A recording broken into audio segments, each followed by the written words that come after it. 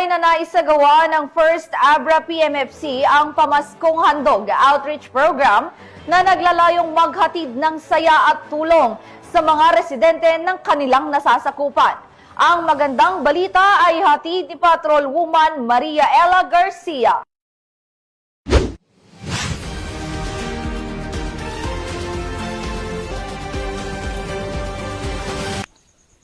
Matagumpay na dinaos ng First Abra Provincial Mobile Force Company at Company Advisory Group for Police Transformation and Development ang Pamaskong Handog Outreach Program sa mga mag-aaral ng Gungonot Elementary School sa Barangay Bulila, Paas Abra.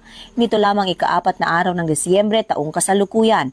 Naging matagumpay ang aktibidad dahil sa pagtutulungan ng mga kapulisan, guro, stakeholders at iba pang mga voluntaryong individual at grupo. Katuwang ang mga miyembro ng Company Advisory Group for Police Transformation and Development.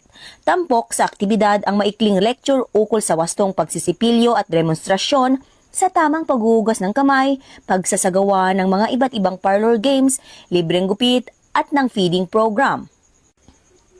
Bilang bahagi ng advokasya ng kapulisan para sa community safety at youth development, pinaalalahanan ng First Abra PMFC ang mga kabataan na umiwas sa ilegal na droga, iwasan ang pananakot o bullying at palaging piliin ang kabutihan at tamang pag-uugali. Binigyan din ang kahalagahan ng disiplina, respeto at pagpapanatili ng isang mapayapa at drug-free na komunidad. Nagtapos ang programa sa pamamahagi ng mga school supplies, hygiene kits, Christmas gifts at libreng tsinelas.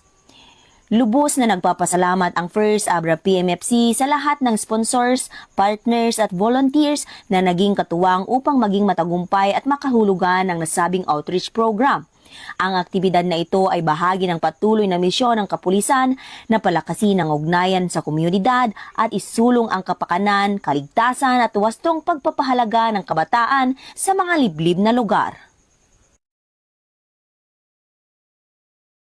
Mula dito sa Abra Police Provincial Office, ako po ang inyong Police News Network Correspondent, Patrolwoman Maria Ella Garcia, alagad ng batas, tagataguyod ng Balitang Pulis.